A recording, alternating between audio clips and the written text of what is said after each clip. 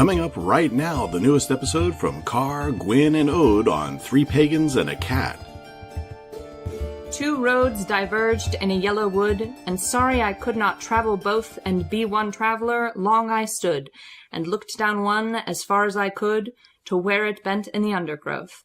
Then took the other, as just as fair, and having perhaps the better claim, because it was grassy and wanted wear, though as for that, the passing there had worn them really about the same.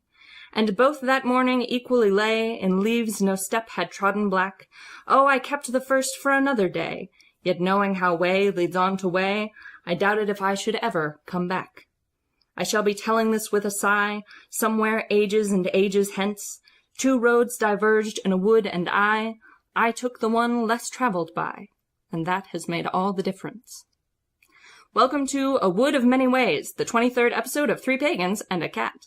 Our opening today is courtesy of 20th century poet Robert Frost. You may call me Ode. You can call me Carr. I'm Ode's father. Merry meet. My name is Gwyn, Ode's mother. Hey, we got through that okay. That was a really long... That was a long one. I know it's a little long, but I feel like so often that poem, just the last stanza gets quoted, and I wanted to give it like the full experience because it's a beautiful poem. It's got like layers that I think people don't get to fully experience most of the time because they only hear the last bit. So. Right. And it's apropos. It's very appropriate for our episode today because we're going to be talking about our paths, how we got from points A to B to C to D, etc. on those paths, and sort of where we are and what we're doing now, because people have been asking. Right. We've had a lot of questions about this. Mm-hmm. We've had a lot of people say, well, I want to know more about what your path actually is. Mm-hmm. So, and how did you get there from Christianity? So we thought we'd talk about that. It's not going to be as formal and researched as some of our episodes have been in the past. Mm-hmm. It's going to be mostly us chit-chatting and like discussing our own histories and... Yeah, it's kind of life stuff, so it's hard to research your own life. We have done that. We've done that before. It's just been a bit, Probably a fun episode. I think it'll be fun anyway. I'm looking forward to it. And before we begin, we have two new patrons this month that we need to thank.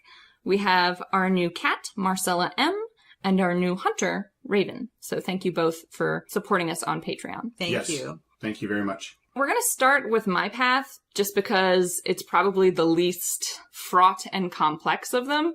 That's not that complex. It's certainly... Well, it's definitely fraught. I had a really, basically very straightforward trajectory from Christianity to where I am now, which I describe myself as a syncretic heathen, which I'll describe, I guess, in a little more detail in a little bit.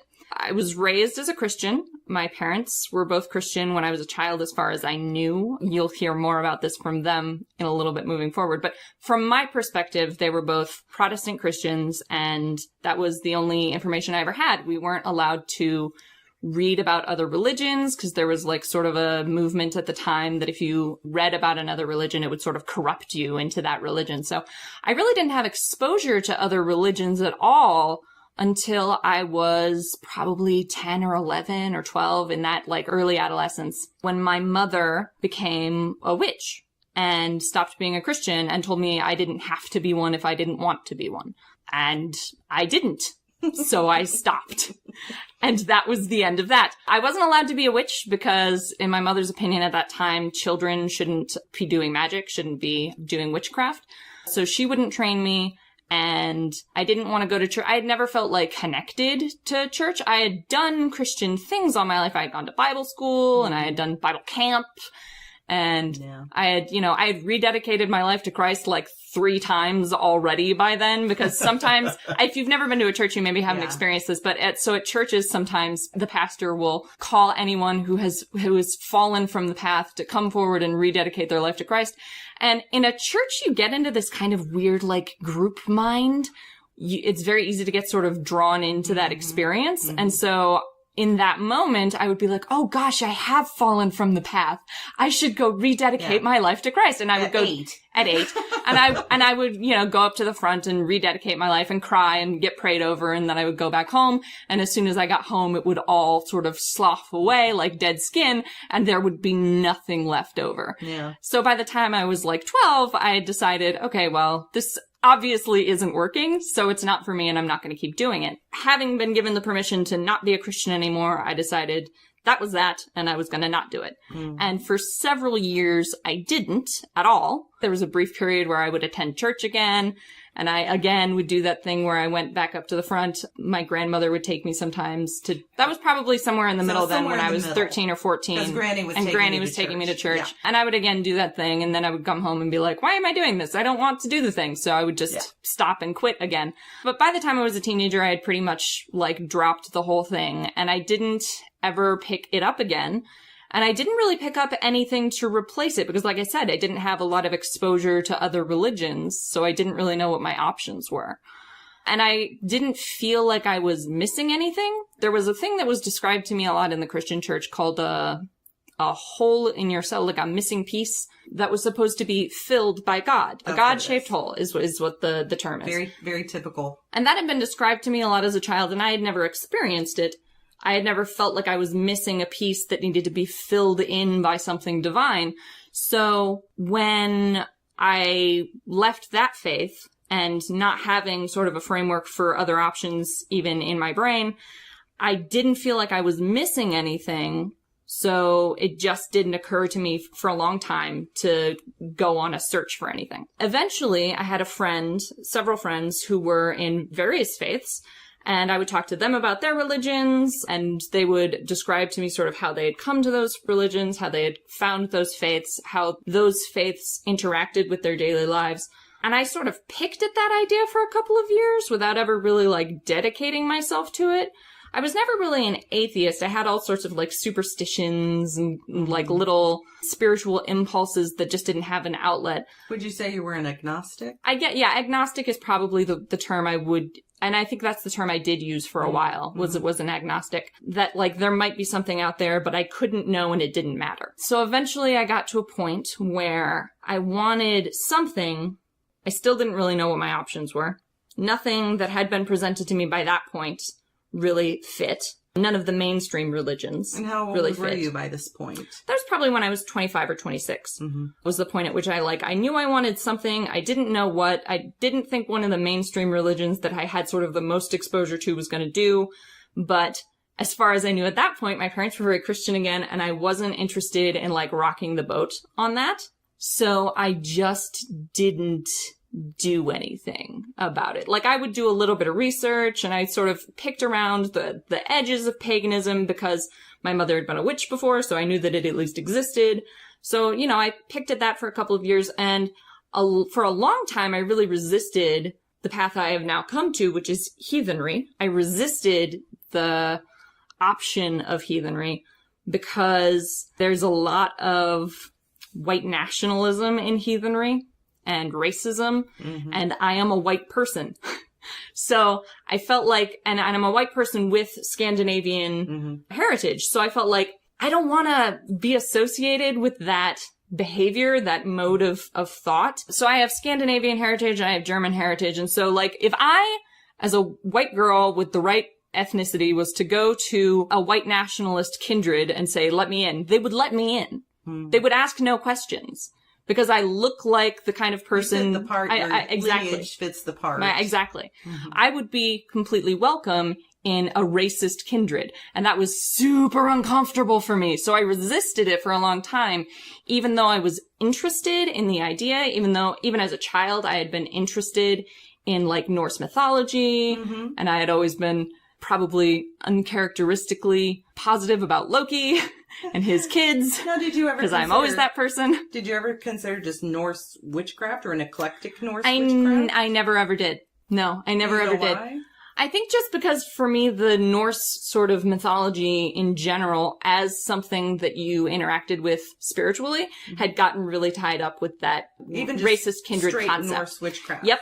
Didn't matter to me whether it was, like, part of that religious system that has been co-opted, or whether it was, like, an eclectic witch that had Norse patrons. It didn't matter to me. As far as I was concerned, it was all sort of tainted by that group being involved. How did you overcome that? Eventually, I reached a point where I had tried other things. Like, I had pursued for a little bit a Kemetic faith. I had pursued a Celtic faith for a little bit.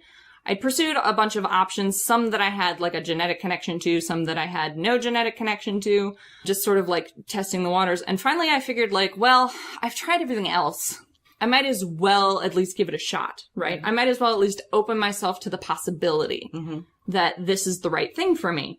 And as soon as I genuinely engaged with heathenry as a faith system, and as soon as I genuinely engaged with the gods of heathenry, at least of the Norse tradition, I felt so emplaced. It's not a God-shaped hole, but it is a rooting for me. Nothing is repaired by me having this thing because there was nothing broken about me to begin with. But I do feel like as though I have found the right place to set down my roots and grow and flourish and bloom. Right. So that's what I do now. I'm a heathen. I'm a syncretic heathen. So heathenry has a lot of missing pieces because it's one of those religions that was very oral. And a lot of the things that are written down about it now were written down by Christians. And there's just not a lot of source text left. It has a lot of holes and gaps that need to be filled in to make it sort of a functional modern religion. So how I address that disconnect is by learning from other religions, especially Indo-European religions that are more whole today, looking at sort of the things that they do and how their religion and their faith system and their magic systems function, and syncretizing those into my faith system as a whole, which is something I am able to do very easily because I don't have a kindred, which is another way that I've avoided the racist kindred problem, is to just not have one. True.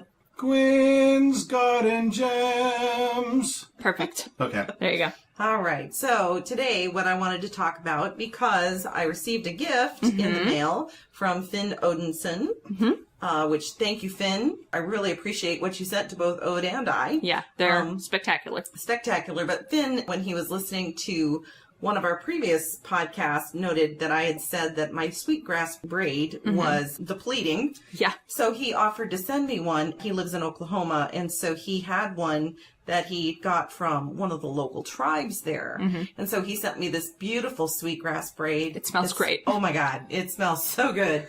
So I thought today I would talk about sweetgrass. Not necessarily as something that you would grow, because it is, in my view, because it is, native to North America and to Eurasia, and it is really considered sacred by the native populations of both those areas.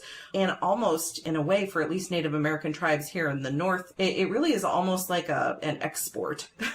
Right. They use it for their livelihoods to create crafts and things to sell, and they use it in their ceremonies and stuff. So I'm not really talking about it today as something that you would necessarily grow yourself. Although, in your own garden? In your own garden, but although you can grow sweetgrass, my understanding is it's relatively easy to grow, and it's also something that's, for the most part, it's only cultivated nowadays. It's very hard to actually find wild sweetgrass anymore. It's mostly been cultivated by the Native American tribes in North America. It is considered sacred.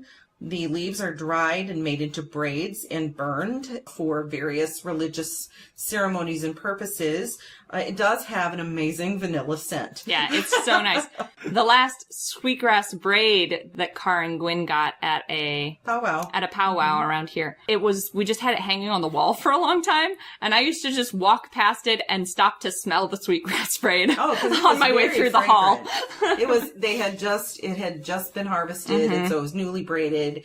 It hadn't dried yet, and so it just was so fragrant for the longest time. For like 6 months. For 6 months. And then we've burned almost over half of it. It was a very long braid. Yeah. It can be obviously used as well as for basket weaving and various things like that.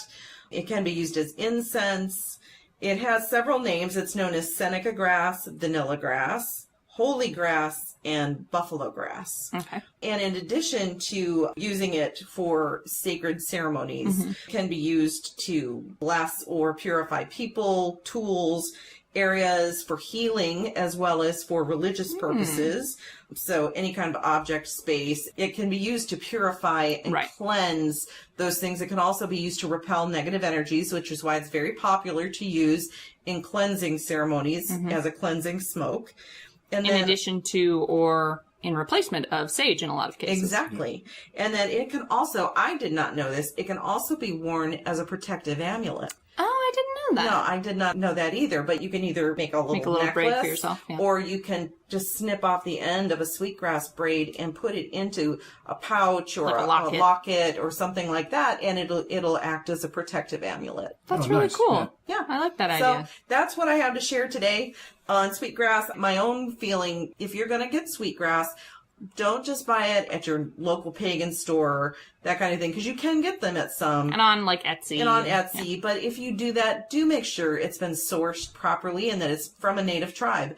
I choose to only buy or receive my sweetgrass braids from Native American tribes because I want to honor and respect their tradition. So that's it for Gwyn's Garden Gems. Nice. Nice. Thanks. Very nice. So I'm next. Yeah, you're next. I'm next. All right. Mine's pretty straightforward. I was raised in the Christian church from birth, basically. Yep. I did the whole, salvation thing, walk down the aisle, blah, blah, blah. When I was 6 years old, after seeing a movie called He Came Like a Thief in the Night. Oh my God, you saw that? terrifying As movie. a 6. child? Yeah, they showed it. They showed it at our church. That should be illegal. It's a piece of shit movie, but it does do a good job of scaring the bejesus out of you. Yeah. It's also pretty gruesome and probably should not be shown to small children. It's not as gruesome, It's not gruesome as you think. because the it was made in the idea. 70s. Yeah, but, so, I've watched it since then, since being out of the Christian church, I've watched it, and it's really hokey. Yeah, I know. It's very not like hokey. Saw or anything, but for the audience that's God, I hope nobody ever decides to remake it that way. for the audience that's being exposed to it, it's really traumatizing, Yeah. I would think. Yeah, especially if you're a 6-year-old Yeah. child. Yeah. It's really intense for children. And so I did that whole thing, and I don't know that it really did anything for me or made me, I still had to go to church because my mom Right, your mom was going to take you whether my mom was going to take me no matter what.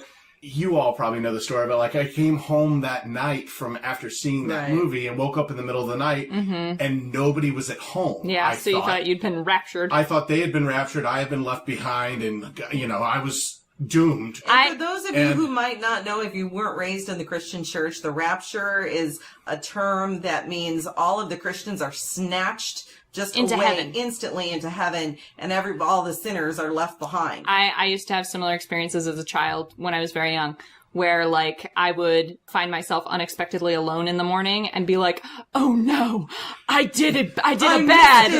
I missed it. So you thought everybody had been snatched away. It turned out they were out in the garden. But my grandfather and both my parents were out in the garden. But I literally thought, I'm doomed. I've been left behind. So it made you feel better, probably. Right, yeah, it made me feel better, that now I have my fire insurance. Right. Like I said, again, I don't think it meant anything other than I just felt better. It was sort of like a protective talisman for you at that point. Yep. Because you'd been scared by something. I just kind of kept going to church because my mom was the youth pastor at the time or worked at the church or, there was all kinds of things where she did stuff around church stuff and still does to this day. Yep. But probably by the time I was 12 or so, my parents had divorced when I was 10. When I was 12, I went to live with my dad for a year. And my dad had left the church, had nothing to do with it, smoked pot, drank a lot. Was on his third or fourth girlfriend by the time I got to him. And his rule was, just don't lie to me. I don't care what you do. You want to drink off my bar, that's cool. Don't lie to me about it. You want to smoke my pot, that's cool. Just don't lie to me about it. Literally no parenting. Yeah, no parenting at at all, basically. That lasted a year, and they were actually going to put me in military school. Yeah. And my mom... Well, you were so unparented. Right. And my mom, who had moved to Florida, flew up, met with the school officials, and basically said, when he comes to visit me for the summer, I'll just keep him. You all won't have to worry about him. Just get him through. They didn't send me to military school. They didn't pass me, but they didn't send me to military school. So when I went to visit my mom during the summer, she walked past me in the airport because she didn't recognize me because I had changed so much. I grew 6 inches. I grew long hair. I bleached it. I had an earring. All of those things that make you indistinguishable. Right. And she was a good Southern Baptist lady. Right. It's no wonder The she long didn't hair and the earring recognize were you. unacceptable. So actually, the first thing we did before we even went home was we went to the hair place and got my hair cut. That's when she noticed the earring, so that had to come out. Went to a Christian school for a year, and then convinced my mom that I should go to public school. Public school was better. My mom had gone on a mission trip and left me at home alone. Which was not wise on her Which part. was what happened to the A+ parenting here? And she so thought you were cured of the bad stuff? I don't know. So I had a party at our house for the entire week that she was gone. And the fence got knocked down around it. A lot of shit happened, yeah. Holes in the walls. So yeah. much happened. Anyway, so she came back and we got in a fight and I threatened to leave. And so when I was like, well, I'm going to leave, she's like, good, if you go, you're done. And so I did, and she changed the locks on the house. So I spent about 2 years homeless. So I lived between a dumpster and a 7-Eleven for about 6 months. I lived in a homeless village for about 1.5 years. And I finally just was like, screw this. I guess I've got to get my life together because this sucks. Oddly enough, like the youth pastor at our church who kicked me out of youth group found me on the street and paid me money to come run sound for some evangelist thing. Yeah. I did this whole thing. The guy gave a great call to come back to Jesus. And so I did. And what inspired you to do that? Was it that group mind thing again, or? Probably, yeah. I mean, I don't know. You gotta remember, or were you just very high? An evangelist is trained to elicit, draw people to elicit a response. You know, my life sucked at that point. I was homeless and I was high. Right, there were a lot of factors. There were a lot of factors in it. So after that, I was like, all right, well, now that I've got that settled, I can go back to my mom. Went back and said, hey, I need help. You're the only person that can help me. And she gave me an ultimatum again. You can get a job, or you can go to college. And I was like, I'm going to go to college. Right, I don't that want one a sounds job. much easier. I don't know, just blended in with, it was a Christian college. I'd already been hanging out there since I was probably 12 or 13. Because that's where your mother worked. Because my mom worked there, so it was super, I knew everybody. You knew all the faculty. I knew all the faculty. I knew, everything. A lot of the students. Right. So anyway, went to college, went to a Christian college, met Gwyn there, but never really had like a true relationship with Jesus. It just kind of always was around. And, I would work at churches, but I would be like the sound guy, because you could just stand in the back. You guys did for a while talk about doing missions together when I was a kid. Yes, yeah. And I think all of that was like... Trying to find purpose? Yeah, trying to find some kind of purpose. Missions, ministry, anything like that. Yeah, anything that was like to feel more connected. Because you weren't feeling it. I wasn't really feeling connected. I just was like, I've kind of always felt that way. I never really felt super connected with the whole Christian faith. I was there because I was there. Because you grew up in it. Right, yeah. And so, first your mother expected it, then your wife expected it. And sort of society expected it. And there were times like... Gwyn came to me in, 1995 or so. So you were... I was 5. 5.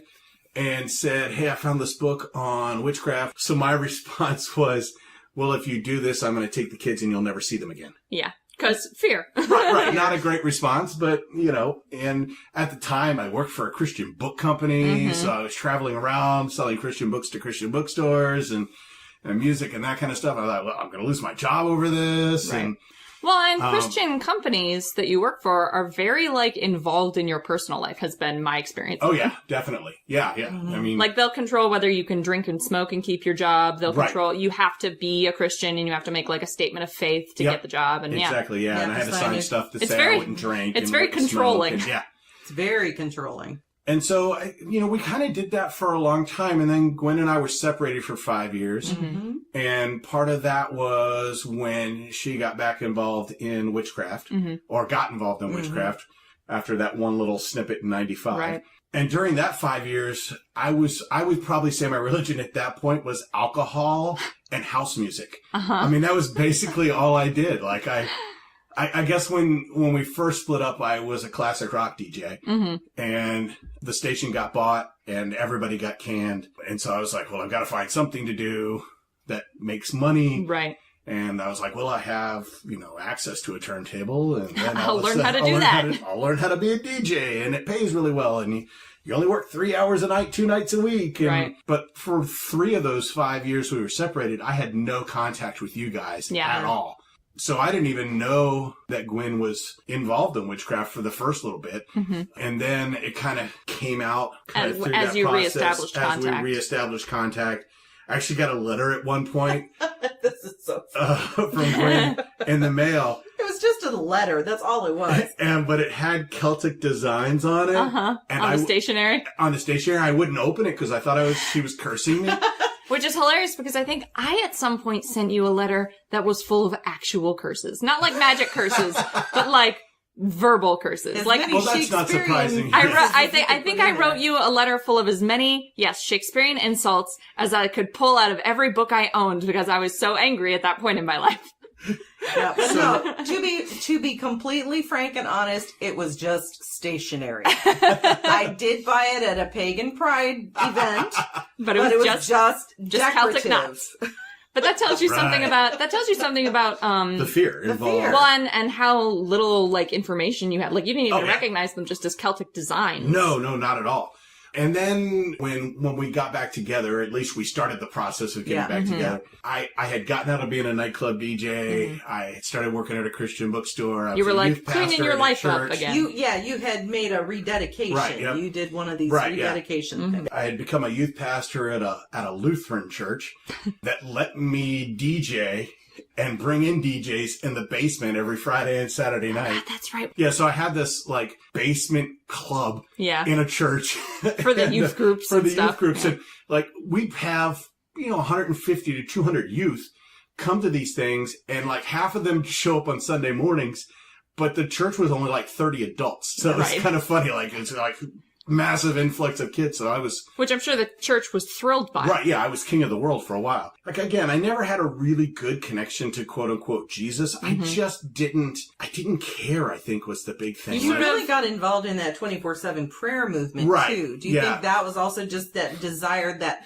looking for a connection of some kind, some spiritual... Yeah, some kind of spiritual connection. And the 24/7 prayer, I thought was really cool because it was so different than what I knew of Christianity. Christianity said prayer was fold your hands, kneel, bow your head. And so this 24/7 prayer room was like art is prayer and music is prayer and dancing is prayer. And so, I was like, oh, this is dope. Anything you do mindfully for the glory of God is prayer, basically. Right, exactly. Was the 24/7 prayer motto. Yeah, basically. And so I was like, oh, this is dope. Like, I can get into this.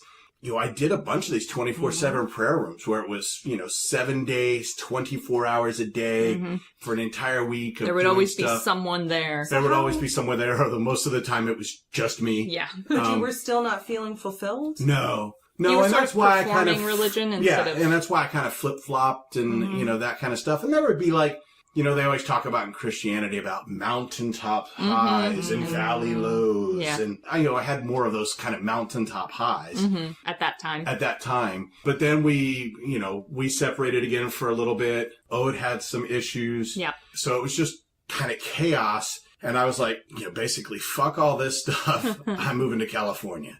And so I did. I just packed up one day and got in a car and drove from Alabama to California in 23 hours. Yeah. Stupid way to drive to California. Yes, it is. You're lucky you're alive. And then, I don't know, probably a year and a half or about 2 years, about a year after that, I was like, all right, I got to figure out this whole marriage thing because that's what God would want and blah, blah, blah. So you're having another rededication moment? Kind of, I guess. You would just sort of, maybe you would live by these rules all for your so life. long, yeah. And I just didn't care, about the religion part of it, but I was just like, it'll make my mom happy, it'll probably, so I got in on a bus. I sold my car in California and got on a bus and took it to Michigan.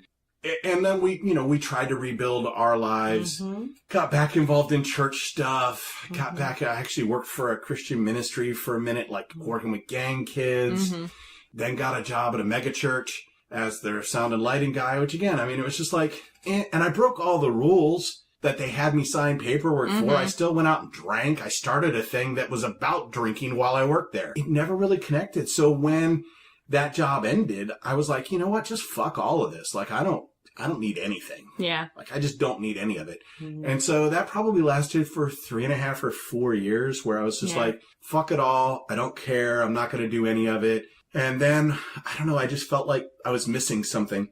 And I've been through the 24/7 prayer movement. I've been like checking out Celtic Christianity and Gnostic Christians and that kind of stuff that was kind of eclectic and all that. Yeah, and fringy stuff. Fringy from Still kind of Christianity, but... Yeah. And you had explored, you had looked into sort of different monastic orders and things like that. Exactly, people who experienced Christianity differently. And with a little more mysticism involved. Yes, very much so. Especially with the Gnostics. Yeah.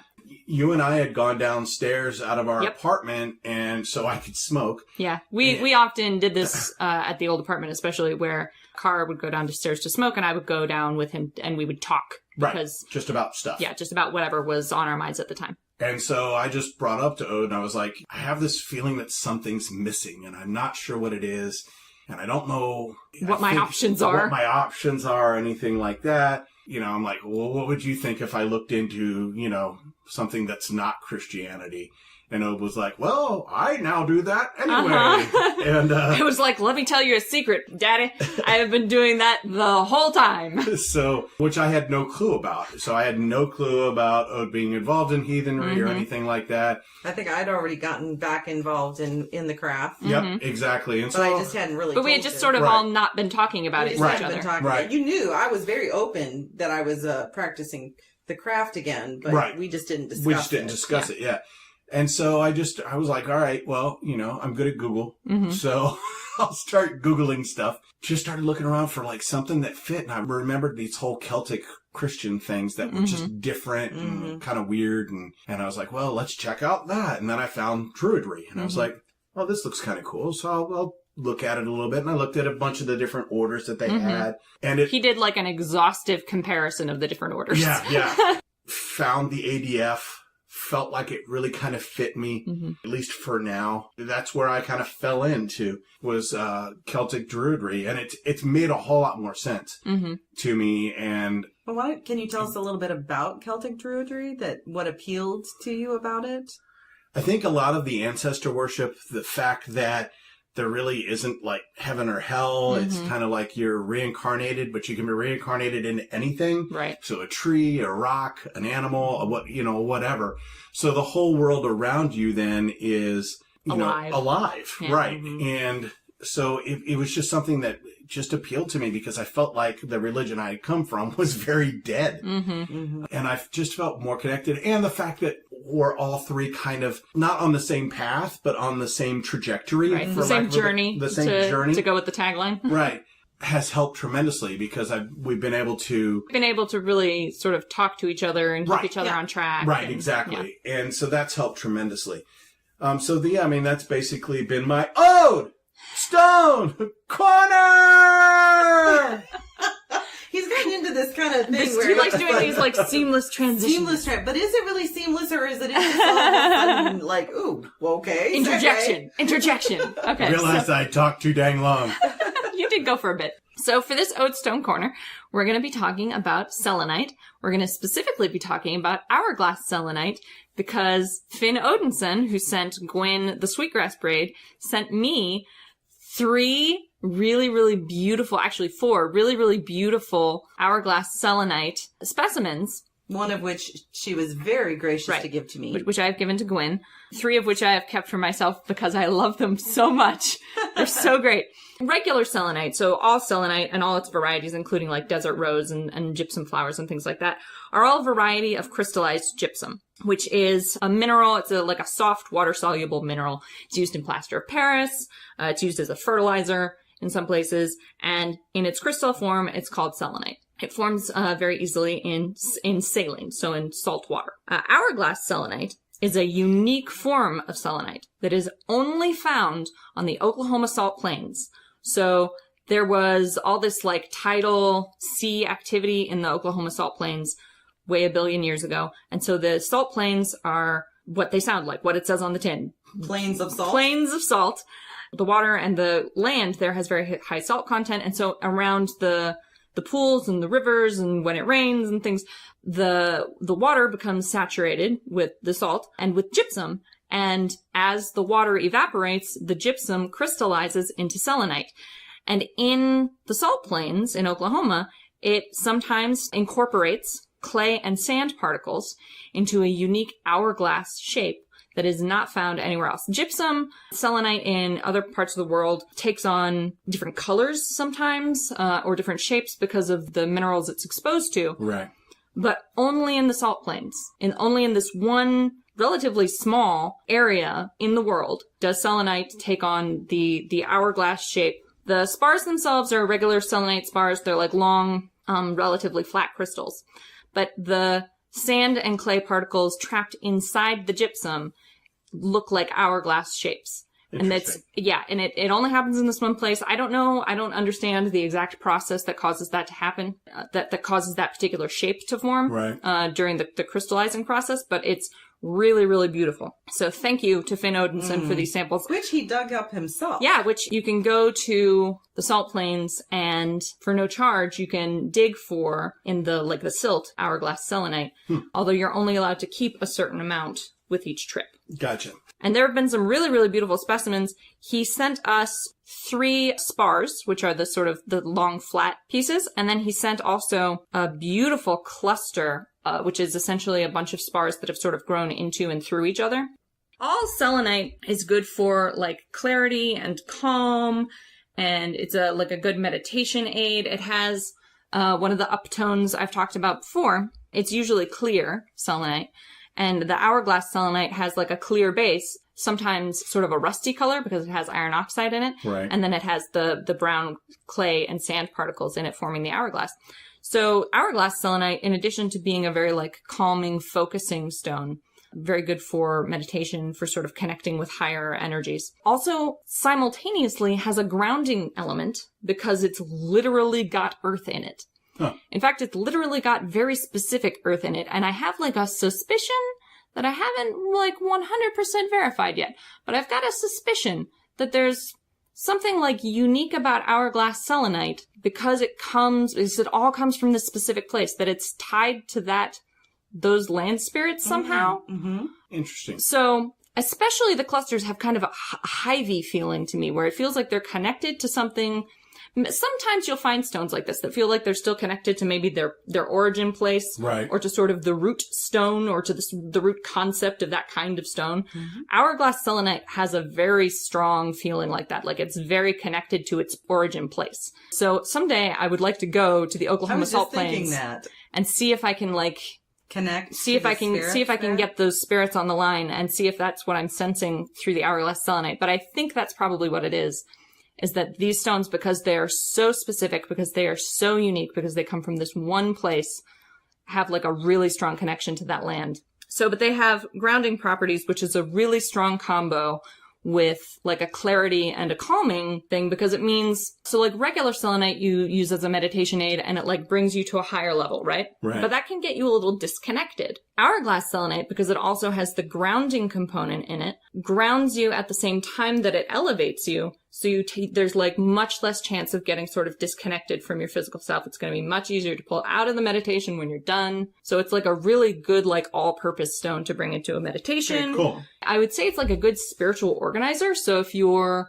like sorting through a lot of shit, I would bring a piece of hourglass selenite if you can get one. They're not like widely sold because they only come from this one place. Right. But if you can get a piece of hourglass selenite, I would think it's probably very good for sort of sorting through your shit and organizing like the layers of your identity. It's also got what I would call like a no-nonsense but ethereal attitude, which is kind of a weird combo, but it's how I think other people think of guardian angels.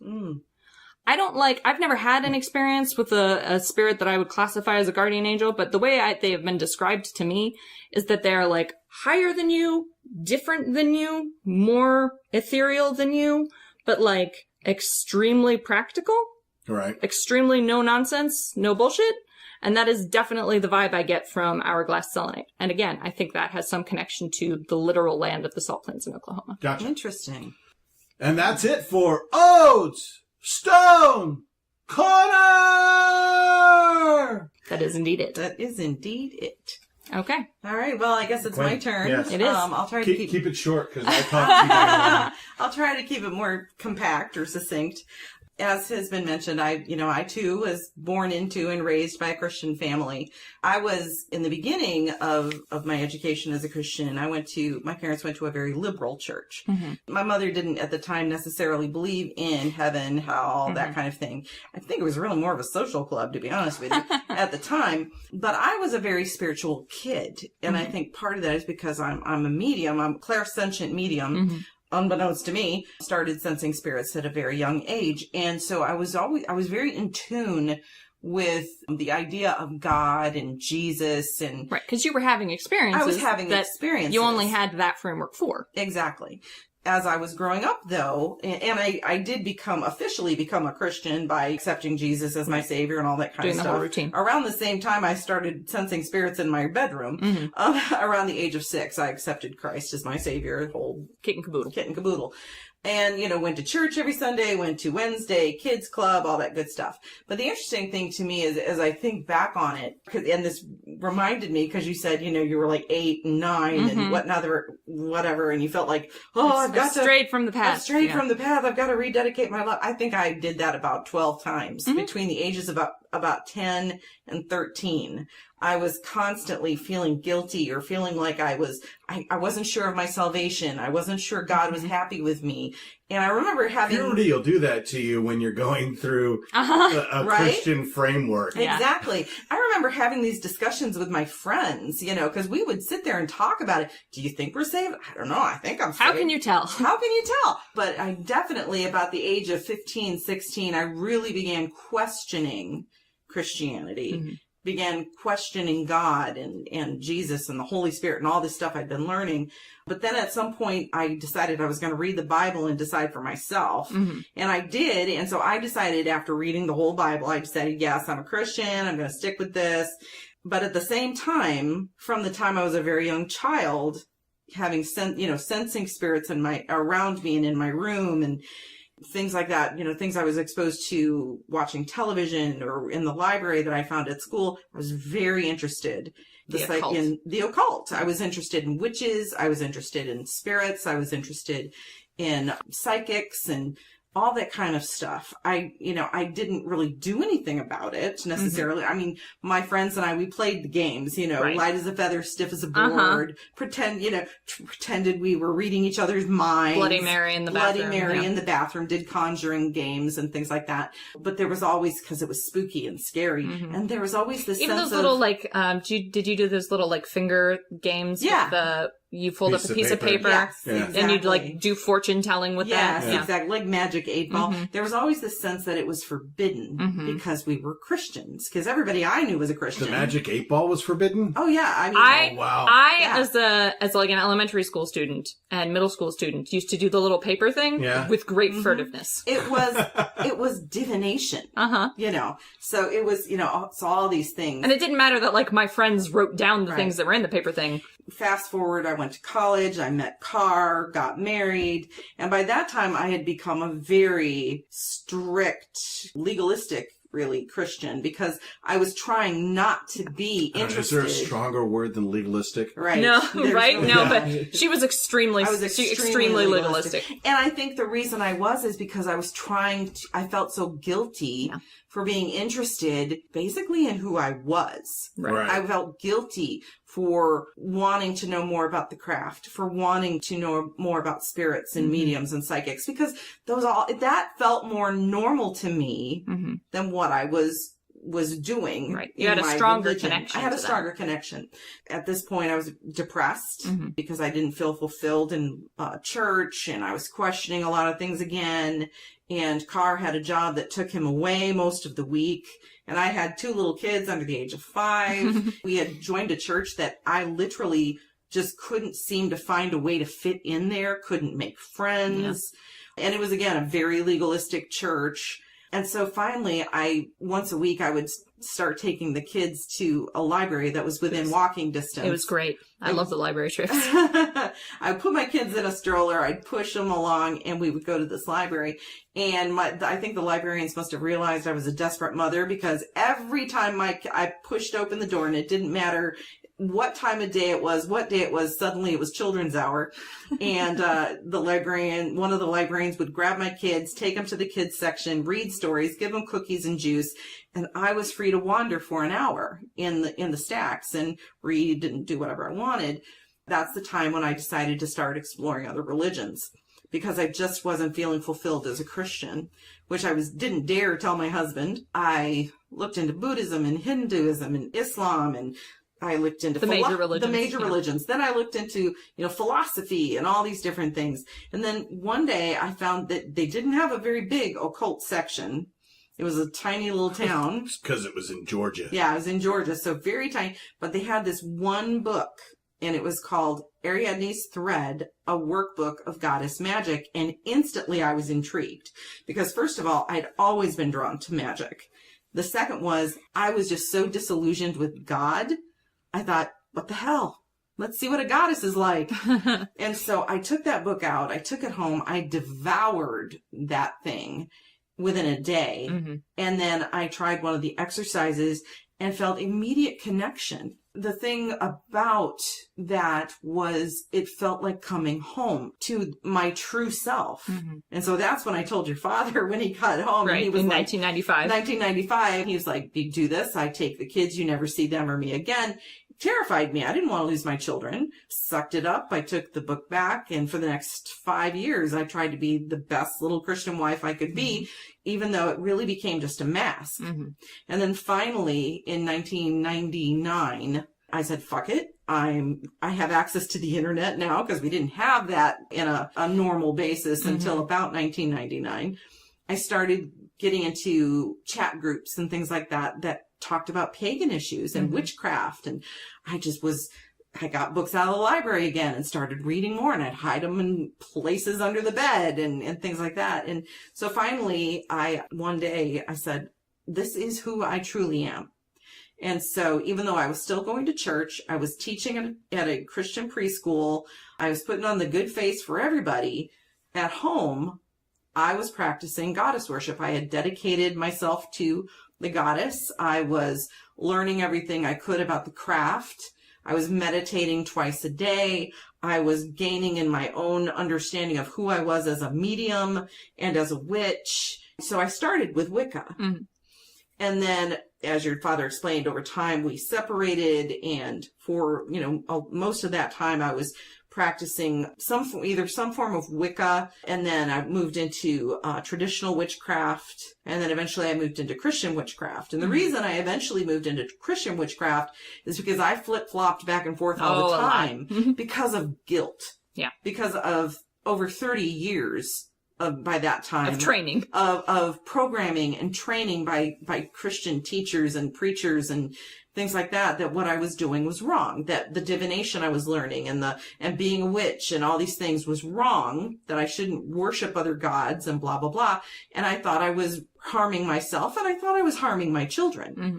I would flip-flop back and forth. Well, I'm going to be a Christian. No, I'm going to be a witch. Well, I'm going to be a Christian. No, So finally I decided I could have the best of both worlds mm-hmm. and became a Christian witch. Right. And it worked for me for about 2 years. Mm-hmm. And in that time frame, I had introduced you to the craft, and you said, I wouldn't train you. And the reason I think back on it was because I felt so guilty about myself. You were afraid to tarnish us. I was afraid, I worried that I was going to condemn my children to hell. Mm-hmm. And plus I was new. I didn't know half of what I was doing myself, and I was eclectic. And so I was pulling from all these different sources, and I was alone. I was a solitary. I think it's really interesting that as a witch, you were still worried about hell. I was. But then I was also involved as a medium in ghost hunting, mm-hmm. and I had an experience that basically led me to renounce everything I was doing. She got spookened. I got spookened, and that fear just took a deep root, mm-hmm. I think. And so I gave up everything to do with the craft and being a medium. Threw away a lot of things. Threw away a bunch of stuff again. And she went through these purges. I went through purges for a while. And so I went back to being a Christian for 10 years, very vocally speaking against the occult, Yep. telling everybody, quote unquote, my testimony about how God had saved me from Satan, you know, and the occult and witches and blah, blah, and being a witch and everything. But then my husband lost his job and I was so fucking pissed. And by that time, She was incandescently oh my God, I was furious. so mad. But the thing is, I realized when you lost that job, I had already started, I hadn't gone to church in a you couple of never years. went. Yeah. Yeah, you never went where I worked. Because I didn't feel welcome there. Right, yeah. I didn't feel at home there. And so I stopped going to church by that time. I really wasn't praying. I really wasn't a Christian anymore. Right. It was just a habit. just a habit. Right, It yeah. was just a mask. And when you got fired and it was this big messy deal and I was just incandescent with rage, I thought I could curse the fuck out of them and they wouldn't know what hit them. It made me sit back and go, huh. Can take the witch out of the occult, but can't take the occult out of the witch. I still, hemmed and hawed and things like that. But then my father died and my son came to me and said, I'm your son. Right. And he's my trans son. I realized I could no longer put these masks on and pretend to be something that I was not. There's a saying, once a witch, always a witch. And I believe that is true because my mentor had years before all of this. What she told me was, you don't learn how to become a witch. You remember how to be a witch. It's something that you are. That you just unlock. That you unlock within yourself and you set free. And so I realized I have always been a witch. From the time I was a child, I was a witch. And I didn't want to be a part of a religion that would tell me my gay father was going to go to hell. I didn't want to be part of a religion that told me I had to reject my children because one of them was a male, but he hadn't been born that way. Right. And my other child was not in Christianity, was going to go to hell because, she was a practicing pagan. I didn't want to be a part of that system anymore. And so, honestly, I just didn't want to be a part of religion anymore. Ode and I had many, many chats. Oh, many, many. Many, many talks. She finally was just And I had been talking to my parents about their Christianity for years. I was constantly asking questions and challenging them. Arguing. I was asking questions. I was challenging them to explain to me this thing in Christianity that doesn't make sense to me. Explain to me why you believe this thing. Explain. And I was very rarely satisfied. So I had forced them to have these conversations with me for years. But then I started, talking to Ode about how I felt. And, that I was wearing a mask, that I was just, I was doing what was expected of me because of the way I'd been raised and the expectations put upon me because I'd been so vocal about my quote unquote testimony and things like that. And she was like, you're allowed to change your mind. Yeah. And so I did. I just said, fuck it. I'm a witch. This is who I am. I'm happy being this way. I'm more fulfilled this way. That basically is it. It was a few years ago now. I have been so much more at peace since just acknowledging who I am than trying to put on this religious affectation, this facade. And I describe myself as a non-religious witch, eclectic, non-religious green witch specifically. A big part of this last few years of having no religion at all is just because I just didn't want to have to play that game anymore. Basically, a green witch is someone who focuses on nature, uses natural materials and energies in their practice. They are often skilled herbalists, something I'm intending to become, may enjoy gardening and wildcrafting, two things that I do enjoy. Green witches are also very attuned to the cycles of nature, try to live environmentally friendly lives, lower the footprint, that kind of thing, because it's an important aspect of who we are. They're eco-witches. Yeah, we're eco-witches, basically. Gotcha. And a green witch also is generally eclectic in that they can have any religion, any pantheon, that kind of thing. My own, I would say, if I were to add a pantheon or add a deity beyond my patron, it would probably be Gaia or some other earth goddess. Now let us go to Cars Feast Table. Cars Feast Table. So it's This is our new segment that Gwyn and I get to introduce. That's right. Which we'll refine that over time, I'm sure. We will. We'll practice. But yeah, it's been several people have requested that Carr have get his a own segment. And so, and we finally, and he's all cheery red right now. Someone suggested on the Facebook that we do Carr's Feast Table because he's brought us several recipes. So we got him finally to agree to do this. Yep. Yes. Yeah. So, because of the stuff we've been talking about, I decided to do no guilt chocolate cake with the no guilt being the important part of that. That's right. Yeah. All right. So here's the ingredients for this cake. 16 ounces of cooked black beans. Oh. Is that just for color? What? No, to make it moist and delicious? What's happening? That's going to be your cake. So gosh. It's black beans, eggs, vanilla extract, salt, extra virgin coconut oil, Okay. cacao powder, Okay. baking powder, and baking soda. There's no flour in this cake. This is a gluten-free Oh my God. recipe. Gluten-free. It's no guilt on several levels. And no sugar in it at all. You're using honey. amazing. Yeah, so... We gotta and make then, this shit. Right? And then the glaze that goes over it is half a cup of dairy-free chocolate chips and 2 tablespoons of extra virgin coconut oil. So basically it's vegan. No. Right? No, eggs. No, eggs. Eggs, So yeah. vegetarian. Vegetarian. Yep. Gluten-free. Yep. Low sugar. Yes. That's amazing. Exactly. Yep. That's nice. Hence the no guilt part, I That's guess. Right. So you place all the ingredients for the cake in a high-powered blender and blend the crap out of it until it's very smooth consistency. You throw it into your cake pan, then you set your oven to 350 and bake it for 35 minutes. Now, I'm assuming you can That's get super those easy. cooked black beans just out of a can, because those would already be cooked. Yeah, would you- could. or I you would, need to heat them up a little bit more. I would cook them. Yeah, because otherwise you're gonna have to Rinse drain and this. drain them. Yeah, you're gonna have to rinse true, and drain true. whatever Okay. like liquid they It come in. sounds intriguing. I'm willing to I try know. it. Yep. And then the glaze that goes on it, you basically just microwave the coconut oil with the Nice. dairy-free chocolate chips for 45 That's seconds. so easy. Stir, and when the cake Pour. is cool enough, pour it over it. I'm That's down. the easiest and like No guilt chocolate cake. I'm willing to try it. yeah. and Although I think we should make him make it. we should, yeah. We like to make Carr cook sometimes He's because actually a really he's good really cook. really good at it, but he hates to do it for some That's right. reason. I hate to do it because I don't cook like other people cook. That's true. Right. I don't make easy things. Yeah. He always makes like super complex. It's an all day process It always when I is. cook It is. because I make an entire meal. Yeah. He never makes And- like one thing. He makes a main course and all the sides that will complement it best. But Right. God's above and below. It is amazing. It's always great what he does. Yeah. Yes. So yes, I'll make this cake. Thank you. You're welcome. Yeah, and we'll let you know if we love it. We probably will love it. We will love it.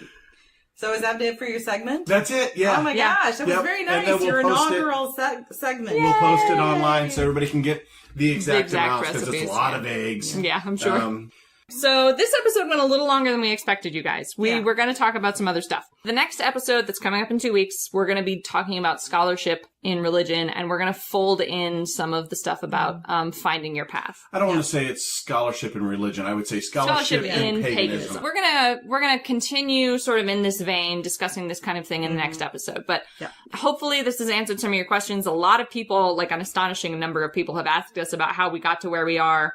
So hopefully, like, this has cleared up some. Yeah. Oh, guess what? Oh, that's right. It's time for Can we do something in the middle?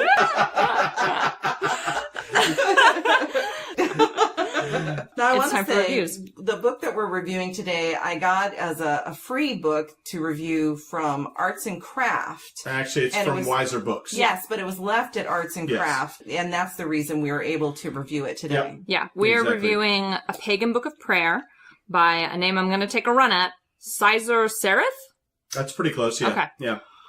who is an ADF druid Correct. and the founder of at least one grove, I believe. Yes. I think actually 2. 2? Yeah. Okay. So we're looking at this book. This is the revised edition. Correct. So the original printing was like 20 years ago, and this is a revised edition that has changed the format slightly and has added a few things, but it's not a significantly revised It edition. originally is my came out understanding. in 2002. Yeah. So 16 years Jesus. Cheesy crazy. ago. Yeah, we're almost into 20 years. I know. I can't believe. That's crazy. Yeah, so we picked up this book, and it's interesting. One of the reasons I was interested in that book is because even though I am not a explicitly religious, I am several years in now, getting to a place where I'm feeling more of a desire to put a little bit more of a religion or a spiritual aspect into my practice. And so I wanted to have something that if I felt the need for a ritual or a little more spiritual in the situation that I'm dealing with on a day-to-day basis, whatever, it would be nice to have this book because it gives you options for prayers. And so that's what appealed to me about this book. Yeah, so the structure of the book is that the first, quarter maybe talks about why pagans might want to pray and sort of the basics of what prayer looks like and how forms, how you can go about performming prayer and how to prepare.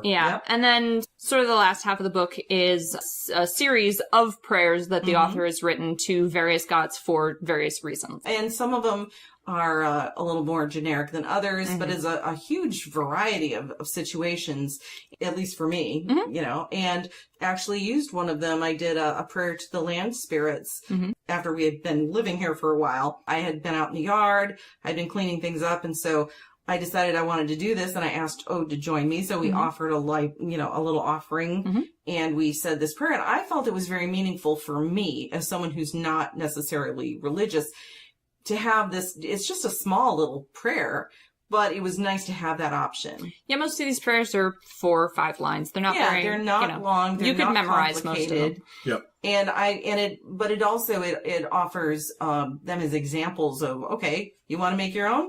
Here's an idea. Right. Here's kind of a template. So I liked the book. I thought it was very useful. Yeah, I really like the table of offerings in the back because I don't necessarily know what offerings to use. Right. So it gave me a good, at least a starting point. Right. On offerings. I didn't find this book useful for me personally. I think in large part because I write my own prayers. Right. I very much follow sort of my intuition and my existing source material for what kind of offerings to leave. Right. But I did appreciate the first part of the book, especially where it talks a little bit about sort of why you might want to pray. And, so the first 4 chapters. And sort of the various, the ways that you can pray in sort of a nonverbal way, the positions of prayer, the action of prayer. I appreciated that. I, as usual, wanted more information than I got, but I understand that is a me problem and not a book problem. Right. I think I'm glad you're getting that finally. Yeah. I think it's a useful book for any pagan to have if they, whether they're a religious pagan or not, just to have on their shelf to give them some options. I think it's cool. I don't think I will probably use it. Yeah. I think it's really well done. I will probably use the template in the back about the offerings and that kind of thing. But because prayer for me still rings Christian, right? It's hard. I have a real hard time to do it. You've got some things you have to unknot before that's really an option for you. Exactly. Yeah. And it may be something I come back to. That said, I never used a Christian book of prayer when I was in Christianity. Right, yeah, it's very, I guess, liturgical. Yeah, which is very ADF. And it's a druid who wrote the book. Right. I did find that some of the writing was a little sanctimonious. Sometimes the author would make statements of facts that didn't feel like facts to me. They just felt like observations. Right. This person's personal experience, but they were presented not as personal experience, but as just sort of rules. Gotcha. Sometimes people do that, I've noticed. Yeah. So that frustrated me a little bit. Also, he did my boy Loki dirty in the back. So let's face it, that's what it is. That's what it is. I was already in a position of okay, well, your word isn't the only law out there, buddy. And then he was like, Loki was never worshipped, by the way. And I was like, we can't be friends anymore. That's what it comes down to. Loki was dissed. So if you want to be Ode's friend, do not diss Loki. I'm just saying. But overall, I'd give it a 3.5. Yeah, I'd give it a 3.5 as well. It was a very a functional book. It does its job. I'm absolutely sure that there are people who would benefit from having this book. Absolutely. I would probably give it a 3, but part of that's probably just my like Your existing drama. So just so everybody knows, though, it is $16.95. Comes out November 1st. Yeah, so it comes out very soon. You should be able to get it on Amazon. The revised version. You can actually get it on Amazon right now. The revised version is actually on special, and you can get it for $12.34. So and 1, 2, 3, 4. I do actually recommend getting the revised edition because it has some prayers in it that the original edition doesn't have. Yep. And who did you say the publisher was again? This is Wiser Books, which is part of Wiser Red Wheel. Yeah. Cool. Not a bad book, just not for me personally. Right. And I would use it again. Yeah. So that's it then for this episode. So that's cool. There's a couple of things that we need to discuss. Right. Kind of like Right. esoterically. Don't skip the end of the episode. We actually have some things that are really cool that we need to talk to you guys about. Yep. Right. So what are they? Well, for starters, we've got the Yuling exchange. Yes. Yes, the Yuling exchange. Yuling. Yeah. And we've got some people signed up. Yeah, we've currently got 12 Yulees for Yuling. You just like saying that. You do. Which is cool because we've already got 12 people signed up, so that means we have, 6 and 6. So it'll be And easier even to For make those of you who are going, what the fuck is Yuling? It's a gift exchange. We talked about this in the last episode, but if you skipped the end of the episode, you might have missed it. We are facilitating an exchange of gifts for Yule between all our listeners. Yep. It was originally proposed on the Discord by Lorelei, but since not everybody is on the Discord, we thought we would facilitate it send it out to everybody through the podcast so that everybody who listens can be part of this. So if you want to participate in the Yule gift exchange between 3-pack listeners, Yep, you need to email me, Carr, at 3pagansandacat.com. That's the number 3, pagansandacat.com. So CAR, like what you drive, the @ 3pagansandacat.com. Yep. And you need to include your name, your real name. right, your mailing name. Your mailing mailing name, name. your mailing address, and the path that you're currently on. I am the only person who sees these. Yep. So then the only other person will see it will just be whoever your Yuler Exchanging is. gift. Yep. Not your Yulees. Yeah. So we just want your tradition or your path or whatever it is you're interested in so that people can tailor their gifts a little bit. Yep. Yeah. And the rule is that gifts must not cost more than $10. Correct. That's right. And I would say the majority of people would prefer something that was kind of handmade. Yeah. Yeah. So if you want to make no guilt chocolate cake, you're going to have to find a way to ship it. Right. I don't know how you would do I that. don't know how you would do it. Maybe send the ingredients in a packet. I don't know, yeah. Here it all is. And then there's another opportunity that we're offering. Yeah, so... Yeah, this is brand This new. is brand new. Car just came up with it today. And we think it's genius. Well, why, thank you. So we've started this newsletter, and quite honestly, Gwyn and I have absolutely sucked at getting it Yeah, out. we've dropped the ball. Sorry about that, people. Part of it was the move. Part of it while I was working. Yeah, Yeah. Gwyn was working. Part of it, I mean, there's a lot of excuses we could give you for it. We've just sucked at putting it out. It's not been a priority. It's not been a priority. And quite honestly, it's just a rehash of kind Yeah, of what the episodes are. it's really and just maybe been where like a we're gonna list of our blog Right. posts. Where and- we're going to be. Right. It's kind of boring. Yeah. Yep. And so It was rather boring than... to put together. It was probably boring to read. Yes. So rather than continue that in some weird vein of doing that, I decided on my own and then did not tell anybody else until I talked to Gwyn and Ode, which is not my normal modus operandi. It's a huge step we're making forward. progress. We're making progress. Normally I just say we're doing something and then put it out to the public and then go to them and go, hey, by the way. Hey, I've done this thing. And we're like, Okay, then. So we are going to take what used to be the 3 Pagans and a Cat newsletter and turn it into the Communitas Paganus monthly magazine. Yep. What this means is we need more people to write stuff for it. we want content. We don't people. want it to just be about us. We that's want it super to be boring. about everything that has to do with Paganism. and culture and that kind of stuff. And one of the things we've noticed is, through the groups that we've started and just the comments that we've received and dialogue on Discord, we've got some really fucking smart people. Yeah, just Yeah. some Out there. the group of listeners, You the guys group are of people who amazing. listens to 3 Pagans and a Cat and like connects with us and communicates with us. You guys are some of the like smartest, most like emotionally intelligent, most curious people Yeah. I've ever met in my life. And we think that it would be awesome if we collated some of these things that you have your experiences, your writings, and things like that, and put it in the magazine. Yep, and so we'll put that up on our website. We'll also send it out to our newsletter subscribers. Right. But every month, we're going to put out a new one, so you need to create content. The more content you create, the longer the bigger the magazine will be. The bigger the magazine gets. And, we'll edit it, and we'll put stuff about our, what we're doing. We'll do the same But content if you've got something else going, if you've got something going on, if you're going to be if you're teaching a class or something, tell us, because we'll put it on the calendar. We'll put it in the magazine. If you have something that you create, send pictures along so we can include that. Right. Yep. Exactly. So we want this to be very interactive. We're willing to curate it. That's the word I'm looking for. I think it's a great idea. We've already got some good response. And we've already on the Three Pagans and a Cat Facebook page, which oddly enough you can get to by going to facebook.com/3 PAAC. You can then see that that's there. There's a thing on it. If you go to the group, if you're a member of the group, there's already been several comments and discussions on it. We already got people looking to write book reviews, some poetry. Yeah, really anything related to your paths, you guys. Exactly. Any written content or even art related to your paths. Feel free to send it in to us, and we will put that shit in the magazine. It's going to be great, because that'll really give us an opportunity to sort of share with each other sort of our unique voices. That's right. And we can learn more about your paths. Yep. And you can send that all to Carr at 3pagansandacat.com.